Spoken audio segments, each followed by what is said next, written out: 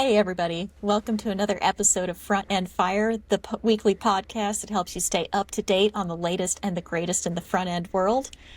We have a very special episode for you today. We have a couple of special guests coming on to talk about when AI belongs in products, because that is the thing that everybody is talking about nowadays. So, as always, I am joined by my co-hosts, TJ Van Tol Hey, everybody.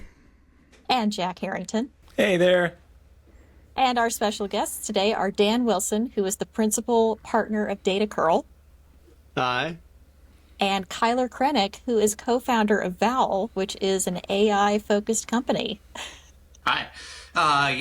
That's just to give you a little background about myself. Have been working really in the full stack realm for about better part of 8 years, probably, and I have been, as of late, doing a lot of AI specialized kind of full stack. So that's what really led me down this path of building a voice AI solution and everything. So that's kind of my background.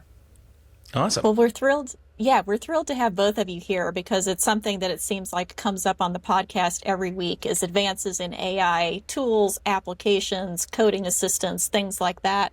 But we really haven't dived deep, I guess, into how to talk about or think about how if AI actually belongs in a product. So maybe that's somewhere that we could start, because for the past few years, it seems like everybody's been shoving AI into products, and consumers aren't really very fond of them in a lot of cases. We've seen some pretty, horrendous use results for Microsoft Copilot.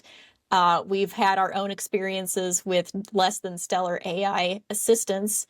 So maybe that's kind of where we should start this conversation, is how do you kind of evaluate where AI belongs versus where it doesn't? Yeah, I agree. So one of the things that I do is I help companies bring AI products to market and then take them to market. And sometimes that involves helping product managers, product owners, or stakeholders figure out what it means to put AI inside of a product. And I feel like if you look around the news these days, what we are promised and what is actually here is very, very different. And so a lot of times a company will have a sort of a naive idea about what AI can do that's not going to hold up. So I often ask people, like, where does this fit on the realistic to hype scale? Are you looking for a flying car? Is that what this is? And so, sometimes the right answer is AI should be in a product, but the way it's implemented is going to be different than one would think. A lot of times what I see happening is people are used to the determinism of standard computing, and they're not ready for AI to, let's just put it in air quotes, be creative. And, when that happens, they don't know what to do, and they assume that what they get is a magic wand instead of a tool that sort of almost prides itself on giving you a different answer every time. So what do you think would be like two examples of when it's good and when it's not good? Well, yeah, I mean, we could do this for a while, but here's one example. Imagine that we have a content-heavy application, and this application supports, let's just stick with customers. And these customers have buying preferences, history, and things of that nature. And so the product team thinks what we'll do is we'll hyper-personalize the content to fit the person. And so the naive implementation would be plug it straight into ChatGPT, feed it a bunch of data, and out will come magic, great and wonderful things. And if you've tried a tool like this, you know that there's a few problems that are going to pop up. One, without the right guardrails, who really knows what it's going to come up with? But two, and most importantly, from a user perspective, like users are trained these days to wait about 2 seconds before getting annoyed. Not the 15 to 20 seconds it might take for an LLM to be responsive. And so there's this sort of question of how do you get the value of AI without the pain and agony of AI. And so, if you evolve the product enough, you might end up with sort of a templatized approach where AI is useful to build these cohorts or some sort of stratified set of people that you would then apply that template in real time based off of some queries. So you get the power of traditional computing and data fetch, but also the the use of AI to build these templates, to get them populated, even add sort of, maybe there's some maybes in a section that AI can help you come up with, but it's not something you'd want to do in real time. Kylie, I'd like to bring you into this as well, because a lot of your work comes from the voice perspective. And do you have anything that you, like, if someone comes to you and say, like, oh, I'm really interested in adding this to my app, like, what are the sort of things you look for with, is this a good fit or is this a bad fit? Or what sort of process do you think of when you go through this? Yeah, so the thing I think about is really what delivers value for the end user, right? So in other words, if we have a lot of things that don't really deliver value and there are a lot of hype and areas where we're just sticking AI and we don't really have a good handle on what the ROI is, then that's probably a little bit of a bad place for AI to be placed. Like one of the things I've seen recently that maybe is a little bit of I can't really tell honestly whether it's a bad fit or it's just too early, but I read an article about the integration of, I believe it was it Shopify and OpenAI, and I may have the company wrong, so don't quote me on it, but they were really disappointed about the integration into ChatGPT shopping and how little traffic it drove. And, it's like, I think people who want to shop, they want the experience of shopping. So, seeing a new thing, like going through a store, looking at products, big, rich images, and then trying to talk to an AI about what you want. I mean, that's great if I'm like, I just want to buy a toothbrush or I need just a basic necessity. But if I'm trying to discover new things, maybe a open-ended chat isn't the best paradigm for that, So I think you got to look at like what delivers value for the end user, and then how does AI fit into that picture? Yeah, one of the things I do as a passion project is I teach senior citizens how to use AI in their daily life. And I made the joke today of an AI-powered hairdryer. And I haven't seen this yet, but I'm sure the audience out there, the millions listening are going to steal this idea, and we'll see it on the market at Target pretty soon. Yeah, I've seen some AI-powered toaster ovens, I think, to like analyze your food and try to determine, the correct cooking time and everything. But maybe there's some value to that, but not for like $1,000 extra. So, well, yeah, you never know, honestly. You never know. And Kyler, you also brought up an interesting point about ROI. I think like when you think of traditional computing, you get kind of a very easy to understand cost structure. And when you start weaving in AI and token prices and all that, you get a very unknown cost structure. And I've spent a lot of time with business owners and product folks trying to understand like what is it actually going to cost? Because they all have budgets and the world is finite, and who knows? Like we have a hard time quantifying these things right now. Yeah. So in terms of like interaction models, how do you see voice being different from like a chat experience? Are there specific things around voice? That's a really good question. I mean, I personally think that voice really lets you lean into your stream of thought, right? So in other words, in chat, you're kind of formulating a message, and then you have this natural human urge to make it correct and kind of mess with it a little bit before you send it to an AI. With voice, it just lets you think as you're, directing the AI. So one of the first ways that I ever experienced this was with dictation tools. Like I don't know if you ever heard of like Super Whisper, Open Whisper, those type of things. Yep. I actually had to, because I kind of use Linux as my daily driver. I'm actually on Windows now to do this podcast, but my main machine kind of is Linux. And so I had to write a kind of a dictation utility, because at the time, and this was before I started working on Vowel actually, but I wrote a dictation utility that let me, use, I believe it was the Grok Q Whisper API that's like the LPUs. And so it would let you kind of dictate. I had a foot pedal like I would press, and it would dictate into cursor, what I wanted to write. And so that took me from like typing to actually thinking about what I'm doing as I'm prompting an AI. And so it's really interesting how voice actually lets you think, because with text, you just don't get that chance to have your stream of thought match what you're sending to the AI. And so it's a barrier in your productivity. So I think voice really lets you transcend that. There's also some other things worth considering there too, which is there are times when your voice is the safest thing to use. Like, don't tell my kids, but occasionally I pick up, they're not here. I pick up my phone while I'm driving and I text someone. And to get a simple sentence out is a traumatic distraction from the job at hand. And imagine you're working inside of a chemical company on a forklift, like toting around whatever that chemical was that melts bodies from Breaking Bad. Like, really want to pick up your cell phone, or would you rather use your voice? Same thing when you're driving. Like, there's just safety and convenience cases where not only is voice an easier interface, but it's the right one given the equation.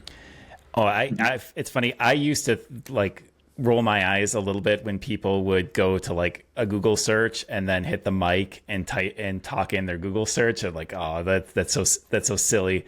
But now I totally do that with ChatGPT all the time. And I've just kind of leaned into it because the one thing that LLMs are unquestionably good at is understanding. They can make sense out of your nonsense talk. Like you can just kind of ramble off a paragraph. So whereas previously with a Google search, you'd have to make every keyword count if you wanted to find the right thing. Whereas nowadays you can be like, going back to like the Shopify example, if you're looking for a product, you're like, yeah, I'm looking for some shoes and, I had some yellow ones. Those were kind of nice. So maybe somewhere in there, but if it's not quite yellow, that's okay. And you can talk for a couple sentences and the LLM usually does a pretty good job understanding what you're talking about and getting meaning out of it. So I have to imagine if you're an app developer, if you can get people to kind of lean into that, you can get a lot more out of what intent out of the people that are talking to you than you would be able to if you were requiring them to manually type out everything or to interact with your buttons and selects and everything. Oh yeah, I had another idea. So think of a website you've been to and you're searching for some product, and maybe there's a lot of products and they have a lot of dimensions to them. And within those dimensions, there's a lot of like sub-dimensions. Like think of, I'm going to pick on Paige here, but imagine the search at Home Depot. Oh yeah. Like you might have, is it a quarter inch? Is it 19/18ths of an inch? Like that's data that's in a database that some developer put out there so that you can find what you're looking for, right? And even Amazon does this, but that's not necessarily how I think about the product. And so if I could use my voice and describe it, and there was some inference layer that would sort of map what I'm saying to what there is and not make me cave dive for weird filter options and picking the right ones and getting no products and going back. Like, it's all about removing friction. And I think for the first time, there's a technology that tries to understand us versus making us understand it and be perfect. And we're just now figuring out how to weave that in to products where it makes sense. Yeah, exactly. One of the other things I'd like to add is I like to think about, the intelligence as well of these kind of solutions and how you leverage that to deliver value for customers. So, one of the things we can do with Vowel is we can add a very detailed set of actions and system prompts that let the AI query your data, right? So we have a client-side RAG system that you can actually put, pretty much as much data as you want. I mean, we've tested this with, probably well over 200 or 300 documents completely dumped into a data set in the client side. And, it's very low latency, feels almost like you're talking to, a customer service representative. It's pretty cool. We actually used Terso to build that, the new, the Limbo, in the WebAssembly database engine. But what that lets you do, right, is it lets you leverage the AI's intelligence in your voice conversation. So one of the coolest things I think we did with this is in our own docs for the Vowel platform, we added a voice AI that you can ask questions about how to do things with Vowel. So you can say, like, how do I integrate Vowel into my React app? How do I self-host Vowel? And the AI can answer detailed questions about this and talk back to you. And it's more than just really it's more than just like a go here, do this, do that. And it's more of an intelligence that kind of vibes with you, So do you see Vowel as kind of a drop-in? Is it just for chats? Like if you have a product or a company page and you want to add a chat bot, or can it be used across different different things, different potential use cases? Yeah, so it can be used across pretty much any potential use case that is really kind of TypeScript based. And really, I think we use a OpenAI compatible real-time API. So eventually we'll probably have support for a lot of other languages like Go, Python, things like that. But we don't really have that yet. But our primary really kind of core target is single page applications with a built-in router and then like a state system. So, Zustand, Vultio, Recoil, anything along those lines. Because what we find works best is when the AI can actually read and write to a state, and we actually have a way of injecting state into the AI context. So the AI can literally see as you're operating a website of the state of your app, and you can obviously decide what matters in that context, but it's better than the AI having to call tools all the time and react to you. It actually can just see what you're doing as you're doing it. And within that realm, you can build pretty much anything you want. So, we have some examples that we're probably going to release shortly about building a game with this. So I don't know if you ever heard of A Dark Room. It's kind of like a JavaScript browser game that was kind of popular back in the day, but we took that and added voice to it, so you can totally control it. It's kind of like a survival game, so you kind of build a village, and then you can gather resources, that type of thing. So the AI can talk you through it. You can complete all the actions, navigate around the map, all this kind of stuff. And then we have some examples of a AI integrating with the dashboard. So we built kind of like a mock-up dashboard admin site for like networking. So like, I don't know if you've heard of like Cisco Nexus or that type of thing where you can administer like switches and routers. We built something for that. So you can ask the AI questions about your network and kind of dig deep into, what firmware updates do I need? What, routers and switches are dropping packets, where are their critical alerts, all that kind of stuff as well. So yeah, there's a huge, broad path of things you can do with Vowel. I think it's interesting to kind of think through what Kyler's saying is, we've all built applications and we all built them with the idea that the user would do these things in a certain step and that these things would be available at this point. And there's a lot of effort that goes into the architecture of the customer or user experience. But I think we've all also been stymied by a UI that didn't have a button where it should be, or a feature that required multiple steps when you didn't really feel like it should.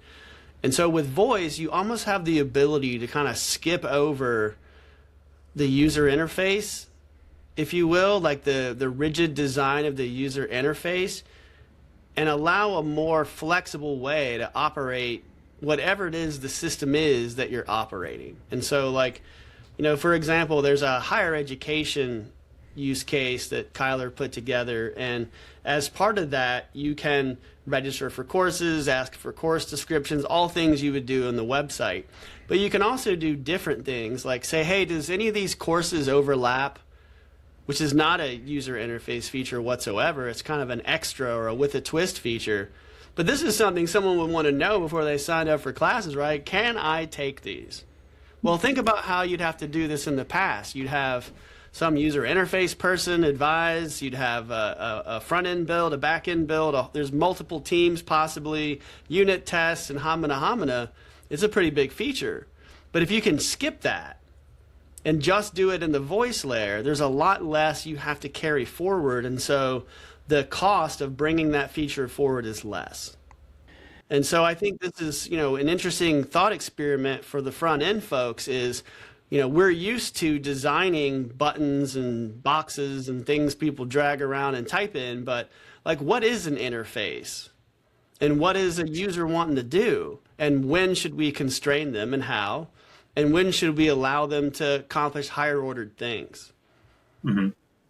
I'm curious, when it comes to voice, is one of the challenges just user expectations? Because thinking for myself personally, seeing a mic button on google.com makes total sense to me. Seeing it on chatgpt.com makes total sense to me. But if a mic button showed up on homedepot.com, I might like side eye it a little bit, right? Like, I don't know, like, would I trust this, or what do I do against this? So I'm curious how you, like, is that one of the battles you have to fight to just make voice, like, are you just have to like almost get the word out that voice is a thing that you can actually use and put on your websites, and just try to get people more used to it? Yeah, for sure. I mean, that's definitely one of the bigger marketing challenges. And I think that's really more of, also an organic thing as people see more of these voice interfaces that start to become more expected, like in your car when you're, setting navigation for like, I think we have more and more cars kind of building, end-to-end kind of ADAS, like driver assistance systems. So as that kind of becomes more in view, people will start wanting to talk to those things, right? Because who wants to enter a, destination manually by address in your infotainment system just to drive your car somewhere? That's not a good experience. So people will start to expect more and more voice. And then I think as that happens, it will open minds to how we can interact with voice in areas that we didn't think we could before. And so I think that's really what, like, to your point, TJ, about maybe like the shyness of users in interacting with AI, like this opens it up as it becomes more widespread. And from Vowel's own perspective, I mean, I think, there's not really a ton we can do to change the minds of people other than build an experience that lets people cater their UX to their customers. So in other words, like, if for some reason you have something that already has a good amount of user adoption, like a site chatbot or something, and then say, okay, now we have voice in this, and now I can navigate in your app and help you search and, help you plan your projects and all that kind of thing. I think it's, something that fits in there. So really, I think it's up to end users to figure out how to build that trust, and then we can offer guidance in that process. Now, something that's really funny is, since it's an AI, it doesn't get offended. Well, it doesn't tell us it gets offended. And so sometimes when the AI talks back, it'll go on kind of a lengthy explanation about something. And, when we did a lot of user testing, the users would not interrupt the chatbot. Like they would not interrupt the AI when it was speaking, even though we told them they could do it, because there's this ingrained sense of societal rules here. And like, frankly, if someone's going on too long, my ADD demands I interrupt them now.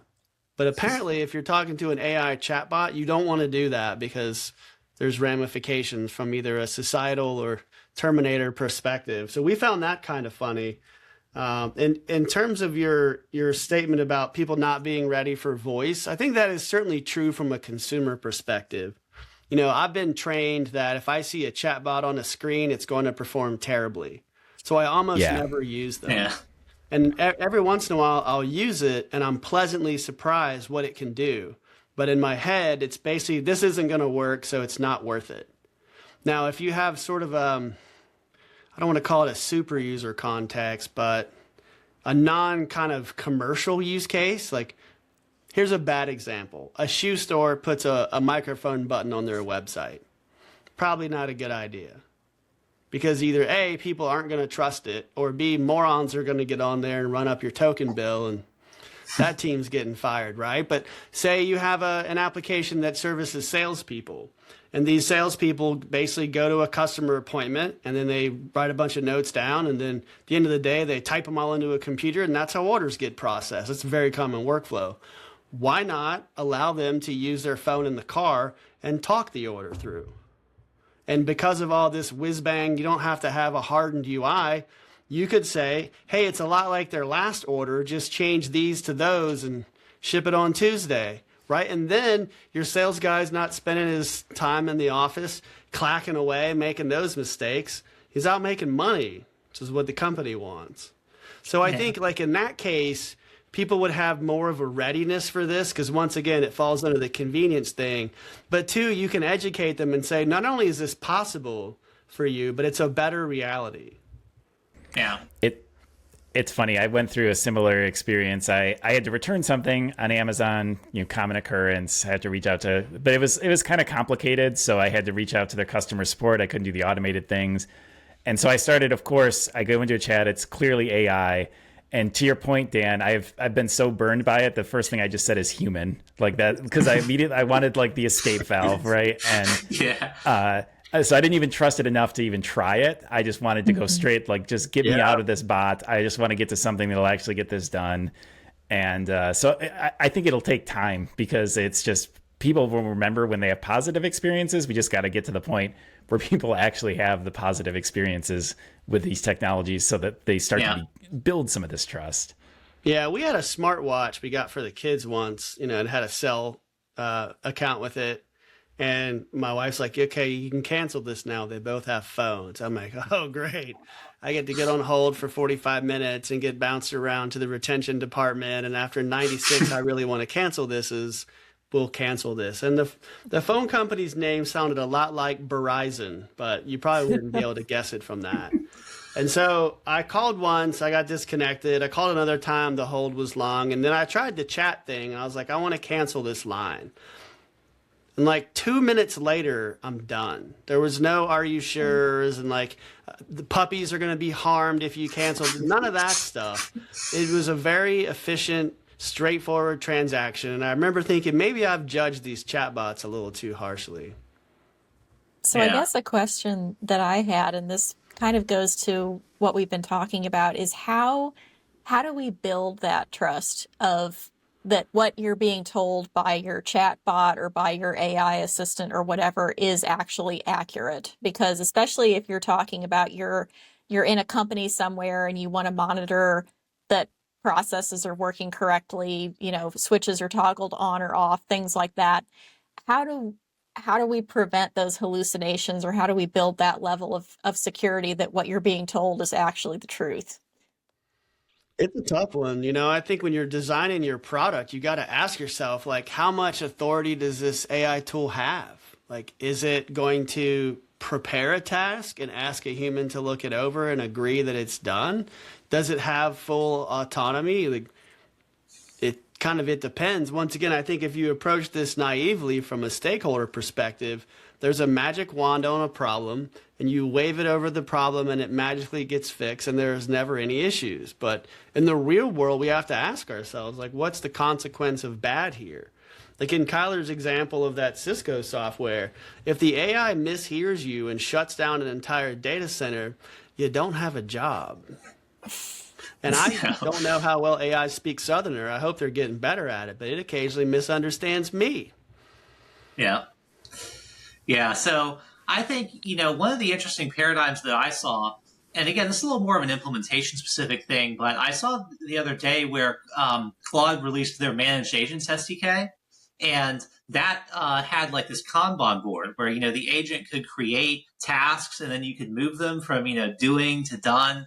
And so I think like the implementation that I would really guide customers towards, especially using voice AI, is to try to figure out what the blast radius is of any kind of action the AI can take. So in other words, you know, how dangerous is this? Like, you know, Dan said, can we shutting down an entire data center or something like that, you know, or are we just checking the status of something? You know, because if the AI mishears me when I say check the status of a given network switch, that's not that big of a deal. I can just ask the question again. But if the AI mishears me for something that's destructive, that's a pretty big deal. So, you know, the way we do it with Vowel is for things that are destructive but lower impact, so not hypercritical, we kind of have a confirmation tool system. So what we'll do is we'll have a tool that kind of doesn't allow the AI to proceed until that confirmation is successful. So it kind of asks you twice, and then the AI has to record, you know, your confirmation and what you said to confirm it in order to move forward. And then for things that are high potential destruction, I guess you could say, we would reserve those for some kind of approval process, like I was saying with, you know, the Kanban board or something along those lines. Yeah, part of me wonders if it wouldn't be useful, and I'm not 100% sure where your audience is, but there's a different architecture involved with AI, and certainly a different set of acronyms. Like, would it be reasonable to kind of dip through that, since, you know, Kyler's built a functional product on this? Probably so. Yeah, I mean, I think you could do it as part of like talking about the product, because I think at this point, like, folks are still going to be like, okay, well, what is Vowel? Like, is it? I don't know. Yeah, you know, is it a library? So is it a service? What's the deal? I think the best way that I like to describe it is as a platform. So what Vowel is it's a collection of open source components that we've released that really let you form a platform for how you think about voice in your apps. So what we have a engine that you can self-host that handles all of the conversational AI in the backend. We have a client SDK that can richly integrate with all of your front-end web apps. We have some debug tools that let you test all this kind of stuff. So really, it's that more holistic approach to figuring out how you answer the question of how do I build voice AI into my applications. Beyond that, the specific flow we really have is that we try to keep as much as possible in the client context. And really, this was a pretty early architectural opinionation I made when I was first building it, because what I realized is that a lot of existing AI solutions make you rebuild your authentication context, your security, all the work you've already done to secure your client-side apps. You have to rebuild that in the AI context. You have some kind of like a sidecar that is totally separate backend. Your agent is talking to this separate kind of path for the AI, and then you got to rebuild all of your RBAC permissions, all your rules, tenancy. All that has to be totally recreated, and then it has to match in your AI context and in your app context. So what I decided to do with Vowel was to build it so that you could put Vowel right in the client and reuse all that context. So the idea here is that your tools call your existing app state, they call the same API functions that your app uses, and then share your same authentication context. So there's no extra requirements as far as building out a separate AI side process to add AI to your apps. And to go into a little more detail of the way we facilitate that is we use the OpenAI's real-time API standard. So what that is a single either WebSocket or WebRTC, but in our case, it's WebSocket. And that contains the tool calls and responses, the audio stream, and the text stream from the LLM. So what you can do with this is it lets you have a single connection that you route, either through your reverse proxy or, directly to your Vowel instance, depending on how you choose to play it. And you don't need to have any kind of extra forwarding units like WebRTC makes you have. You don't need to have any extra AI inference stack. You can kind of just embed Vowel into your apps and you're ready to go. And so one of the things that buys you is really not having to think about scaling your AI infrastructure at the same scale that you have your app. So in other words, if those two are disconnected, like you have a lot of users who aren't really using your AI features, you don't have to beef up this massive kind of plane of AI's components alongside your app. You can kind of keep the two independent. And then, you get the same auth context, like I said, and it really just reduces the work a lot less to integrate AI into client-side facing apps. And, I wrote Vowel really to be as well kind of a developer-facing thing. So, people who had smaller startups just wanted to get started with it without a lot of huge investment in AI infrastructure. It really caters to those people pretty well. Well, Kyler, kind of give an example here. Imagine I've got a single page app. It's React and, connects to all my important services. And I want to Vowel it. Like, I want to add Vowel. What are my steps? What's the surface area? Like, how does it integrate with React? Yeah. So, to dig a little deeper into that, really, one of the things we recommend is we have some AI agent skills for like Codex, Claude Code, and so on that we publish. And by far, that's the easiest way to get the initial coverage of your app. And we also have something that we call VowelBot. So it's the site you go to. You can authenticate with GitHub, and it runs a pipeline that actually uses open code to auto add Vowel to your apps. So what that does is generates kind of the initial coverage of Vowel in your app. And the specifics of what that looks like are we have a concept of action registration. So in order to tell Vowel what your app can do, you register something called actions. And so these have very defined input and output parameters. I believe we use Zod for that, if I'm not mistaken. But then we have a way of kind of saying what goes into action the AI can take and what comes out of it. So for example, in this case of like a product search, you might have like a category of products. You probably have like a text string that the AI is formatting for its search. You might have some tags of like, laptops, backpacks, whatever your tags are that you're searching for. And then all that goes into the function.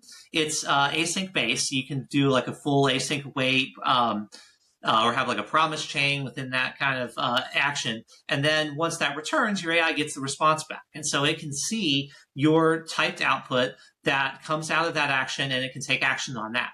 And then those action calls can be strung together in a chain to execute a long-running task that you might ask. So you might say, like I said earlier, find the best rated laptops in the store, add one to my cart that you think is best, tell me about it. And so that's going to be probably about 4 or 5 tool calls that the AI is going to take and using this action paradigm in order to give you an answer. And then the other core component of this is really the system instructions. So I find it best to give the AI some hints about how to approach serving your customers. So in other words, what are customers looking for? How do we take use the actions we have available to build out a chain of fulfilling the customer's request? And one of the things that I find works pretty well is to have a positive and negative prompt. So in other words, have your positive prompt kind of be the chain of exact steps to take and kind of some good examples of what that looks like. And then the negative prompt are things to avoid. So in other words, one of the things we always like to really say is be terse, right? Because the AI loves to talk. It really rambles on a lot, So we're always going for that terseness, and how can we answer the customer's question in the fewest words possible, and really, deliver that kind of leanness that people expect from a voice conversation that is often missing from the giant walls of text that traditional AIs give you. So yeah, that's kind of the basic flow as far as what the developer sees from their perspective. If you want me to, I can also deep dive a little more onto how the tech stack components actually talk to each other. If you think that's something that your users or viewers would be interested in seeing or hearing about. I do find it interesting that you use agent skills. It's funny to me how that's becoming more of the back in my day when there was a new thing I wanted to try, I'd go to the docs and there'd be instructions that I'd meticulously follow. And now it's like, oh, you just have this skill, and then you're just telling your agent what to do to get up and running. And it's funny, I kind of rolled my eyes the first time, and now it's like that's what I look for, because it makes it so much easier. Yeah, exactly.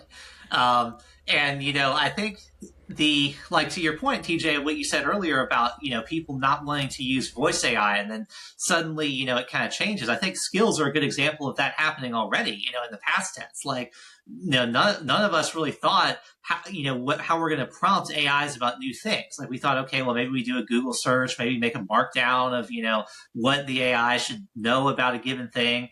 But now it's like Anthropic released the first iteration of skills, and now we're all using it, So I think the same thing has to happen with voice somehow. I think there will be a killer app that, some major player will probably write, or maybe even a smaller player, and it will get into people's mind space, I guess you could say, to make it, really drive home the point that this is the paradigm of the future, is talking to your, as the human interface rather than typing as the human interface.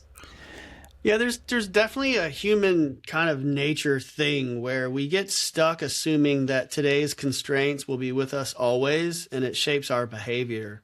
And just today, I was giving a workshop to a room full of senior citizens, and everyone who knows me knows I'm a terrible typist, right? So I'm typing live prompts, which is never going to go perfectly, and it doesn't.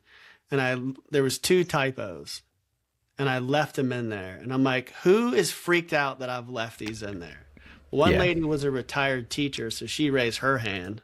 One person was a retired accountant. They were both in horror. And I'm like, watch what I'm going to do. I'm going to push the button. And I really drew it out, pushed the button, and it changed my horrible misspelling of garlic to the correct one, and did the right search. And they were just amazed.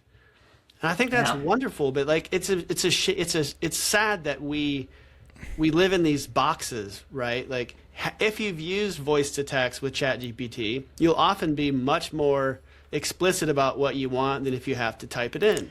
Yeah. And so we know we want this, We know that when we do it, it works out well. But much like my example of Verizon, I'm not trying your chat. It's going to be terrible.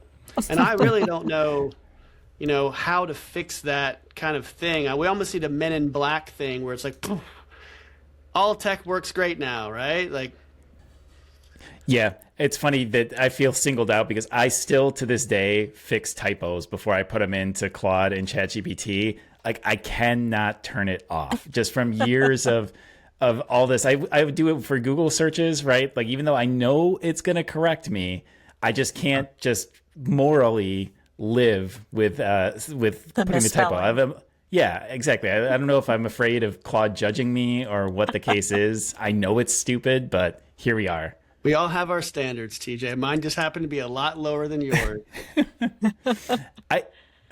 I do have one higher level question here. When you put out a bot like this, when you put out any sort of AI integration, what sort of recommendations do you have to know whether it's actually working? Because we talked about ROI, we talk about making something that your users actually want.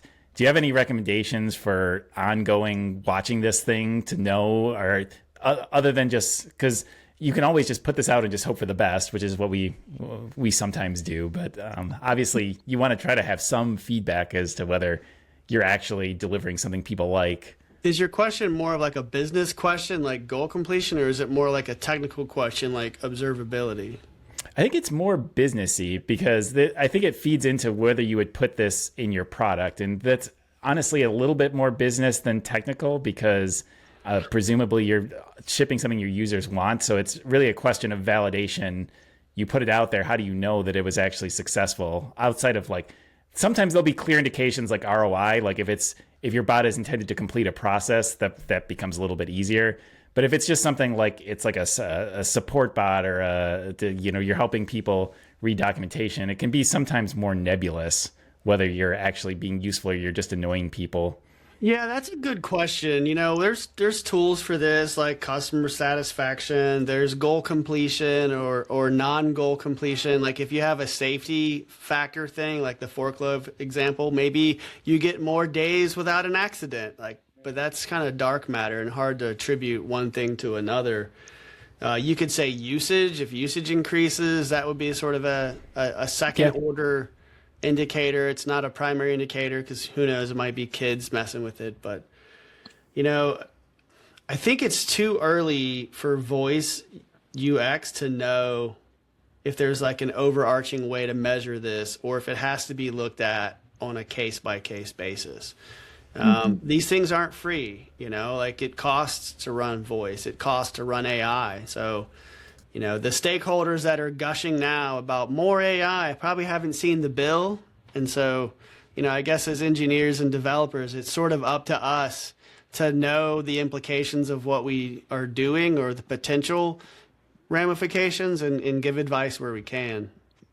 Yeah, so I think, the implications of AI really are around, how, and I think I said this earlier, but really like how much value can it deliver, right? So, and when we look at that, like Dan said, I think that the stakeholder feedback is critically important there, and really just getting a radar of whether what you think you're delivering is really what you're delivering. So, yeah, that's kind of my 2 cents. Well, along those kind of lines, I was wondering, is there a way to choose if you're the company, is there a way to choose different models? Like, can you have your Anthropic model or your OpenAI model or, Amazon Bedrock or something like that? And also, what is the cost model for this? Yeah, so right now, we haven't really released our software as a service kind of platform yet. So we are still kind of working that out, but our thoughts right now is that we're going off of a per hour pricing. So what we want to do is kind of remove the mystique of all of the tokens in, tokens out, and instead give people kind of a common sense allowance, and then have a way of calculating overages if for some reason it does go over that. So just to remove a lot of the mystery around that, and for the for the self-hosted version that you host on your own infrastructure, that what you can definitely pick what models you want to use for that and everything. For our cloud version, we're probably going to have some opinionated presets in terms of kind kind of like what models we're actually using, and probably some custom fine-tuned models as well at that point. So that's kind of the trade-off there. Yeah, because I think for me personally, even if I was going to do a self-hosted one, I would want some examples of like which models perform better, because voice models are not something that I use as much in my day-to-day. So having some guidance or some advice on that would be great. Yeah, that's good feedback. I think we will definitely add some more on that for our self-hosted documentation. I mean, right now I find that GPT OSS 120B is pretty good for like our self-hosted workflows, because we use that on GraphQL, and that gets probably, I don't know, upwards of 500 tokens per second, and the time to first token is really low, so that's great for the voice applications. Another good one is the Gemini Flash Lite, like the 3.1 Flash Lite, because it has pretty good intelligence for calling tools and things like that, and it's also still very fast. Outside of that, we've used some of the Minimax models. Those are pretty good, like the 2.5, 2.7, and other models. They may be probably a little too slow for the voice, so that kind of, you got to think about that. Like if you try to just throw a high intelligence model like OpenStat or something, probably not the best fit, because it's not going to respond to you quickly. You're going to be a lot of dead air. So yeah, those are the things you got to think about when you're choosing a model for the voice stack. Is there anything you guys that we haven't covered at this point that you guys want to get into before? Mm-hmm. I want to talk about that IKEA thing. Oh yeah, IKEA thing? I think we missed it. So let's talk about the IKEA thing. So this comes off of, where does AI fit in the world? So I'll attempt to be brief, but since I'm powered by AI, that's going to be impossible. But whenever I see people pick up some new idea, they either have a lot of exuberance or a lot of skepticism. And if you look around the news these days, you'll see this company laid off 700 people, or Oracle's going AI and dropped 30,000 people. Like, as a developer, you might wonder, like, where's all this going for you? And why did you invest all of this time learning all these things to be replaced by an AI bot? But if you look at this video here, this is by IKEA, and I think, like, if we lift our gaze from today and look out a little bit, what I see AI doing is opening up new types of work. And I know everyone says that, but here's what I mean. IKEA had customer support people, and they found out they could replace almost half of what they did every day with a chatbot, with AI. So instead of whacking half of their customer support staff, what they did was they analyzed the other half of the calls. And it turns out those people who couldn't be handled by AI were basically getting interior design advice. And so they said, hey, well, let's retrain everybody in interior design. And it turns out they made another $1 billion from this line of business. Did you know you could call IKEA and get interior design advice? I didn't know that. I had no idea. That's really cool. But apparently $1 billion worth of people knew it. And so I think, like, if you imagine the world as, work, and work is a pizza, then AI is going to mean that pizza gets smaller and smaller, and there's just no more work to do. But I ask you, do you know a company who's through their product backlog and all their bugs are fixed and no one has any ideas? Like, that isn't what happens. What happens is things are expensive, and so we do the priority things, and the less priority things, which we can't get to because they cost too much, we defer them. But as the cost goes down to fulfill our wishes and wants, it's not as if we hit the end of our wishes and wants. We want more and more things. And so I think this current patch is a little sketchy. Like, I don't know how to advise people over the next couple years, but I think over time, what this will do is raise the standard of what companies should deliver. It will give us the ability to make more tailor-fit products for people and companies versus the one-size-fits-all approach. Like, am I really a men's large? I don't think so. I think I'm more like a men's Dan large, and I want some company to make that for me without charging me $10,000. And I think we also can get out of some boring work. But I don't see it all wholesale unemployment with no one having anything to do, because we've just started thinking up ideas, people. Like, we're the human race.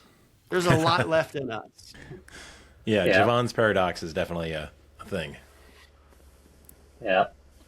Yeah, I mean, I personally think from seeing this in the as a developer and experiencing these AI coding tools, like there's just so much more that I can do now. It's when I'm using AI, and I can build products that I wouldn't have even thought possible 1 or 2 years ago, in terms of my ability to execute all this from a small team, and not having to have like a $3 million seed round, all that kind of stuff. And so I think it really takes the it uplifts the individual from the really kind of the realm of operating by results to operating by intent.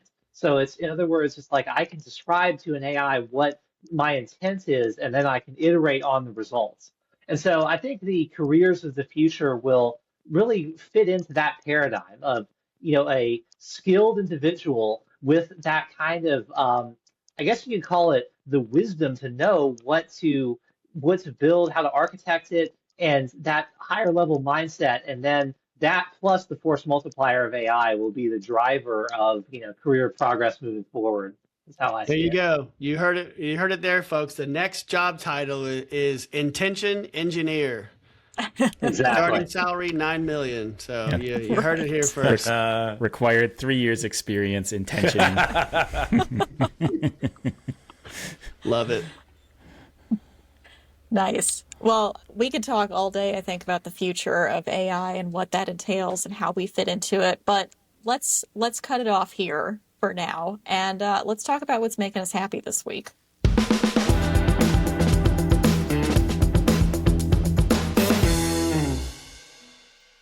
All right, we'll give Dan and Kyler a minute to come up with what's making them happy in case they need some time. But Jack, would you like to start us off with what's making you happy?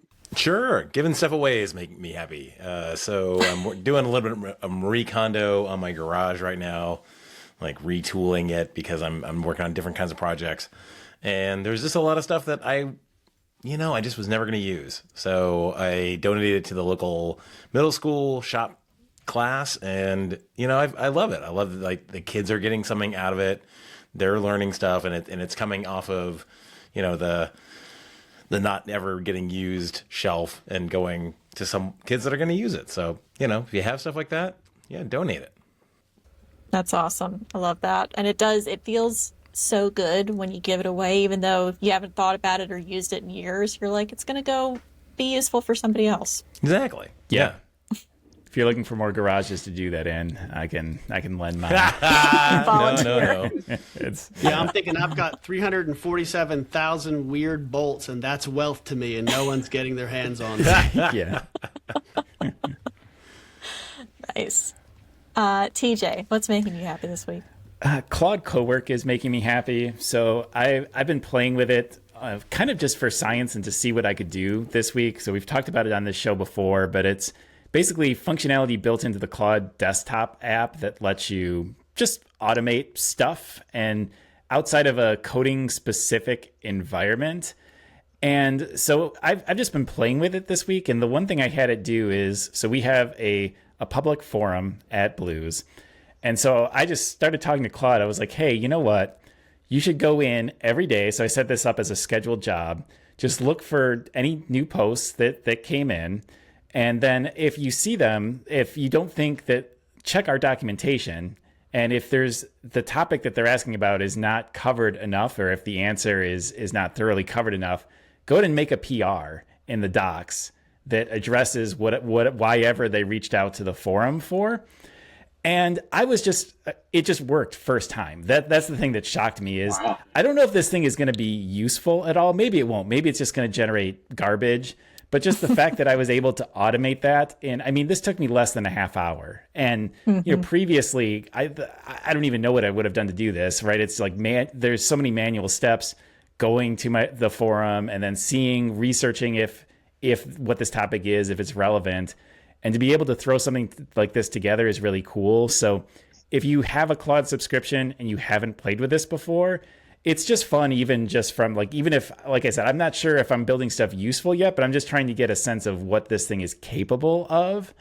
And so far, I've been really, really impressed that I've been able to do stuff like this really quickly. So like I said, if you haven't played with it before, and you like to tinker with things, and if you're listening to this podcast, there's a good chance you do like to tinker with things, maybe check it out. Yeah, that's Nice. pretty cool. What Claude model did you use to do that? Was it Opus or Sonnet or? I've been using Opus, and I actually this morning's run was with the new 4.7 model, so it probably cost a fortune, but Yep. Yeah, it's for testing though, right? Like doing half price For on science. 4.7, so I've been using that a bit lately. Yeah. oh, Nice. okay, well, I didn't even know that. So Yeah, great. Cursor does good deals like that every once in a while. Yeah. I've been with Cursor for a long time. I mean, I get a lot of use out of their, plans that let you have the slow pool. Like, I don't know if you've used that a lot, but like after you kind of use your main plan, they give you extra free, kind of AI. That's really cool of them, to do that. It's pretty neat. Yeah, I've got a crazy I'm on the $200 plan, and it's like, yeah, sometimes I'll end it early, and then I'll have to go into auto mode for a little while. I was like, oh, okay, Yeah. I guess. Excellent. Well, Kyler, what's making you happy this week?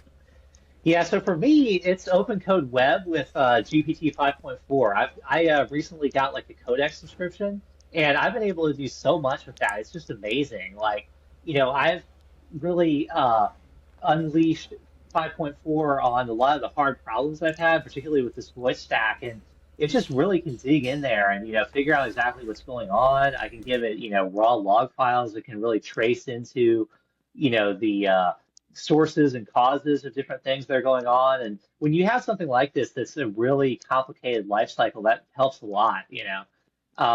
And particularly around Open Code Web, it's pretty neat because I can just kind of I have like a VM or whatever that I run, like I have a Proxmox server, and I can just put Open Code Web in there, and I can access that from any machine, in my house or my phone or my laptop, so it's really neat. It like lets me keep tabs on what I'm working on. I can have, long running coding tasks, and I don't have to, check up on it. I can just see it when it's done. So yeah, pretty cool.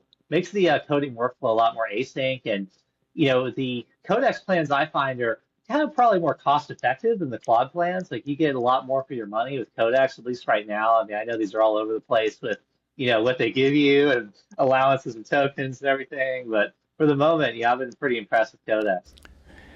They've been making a pretty aggressive marketing push because they know Claude's been having reliability problems and scaling problems. Yeah. So they're really pushing quite heavily. I need to try it. I haven't tried Codex since the early days, and I was not impressed when I first tried it, but that was because it was barely out, and that was several months ago. So I need to give it another go here. Yeah, I mean, my personal experience was kind of going from like 5.3 GPT to 5.4 was when it really started to get usable, and like it really felt like it could kind of vibe with you. Like the 5.3 was just so dry. It was really hard to brainstorm with it and get it to think about specs and things. 5.4 is a lot more lively. Like it's pretty good at, anticipating the architecture you want to build and kind of following along with you more, and the 5.3 was smart. It's just didn't have that same kind of connection that you got with it. And so that was something that Claude really had a monopoly on for a while, but OpenAI is really getting in there and kind of starting to take a lot of that ground. So yeah, it's cool to see. Yeah, The people DevCon- ask me what's the best AI, and I say, what day is it? Because you just can't keep up. Yeah. Yeah, I've had good luck with 5.4 especially for doing PR reviews. It's quite good at identifying either inconsistencies in the code or even potential issues, bugs, race conditions, things like that. So I've been impressed with it as well. Yeah, cool. All right, Dan, what's making you happy this week? There's a new drug for pancreatic cancer coming out.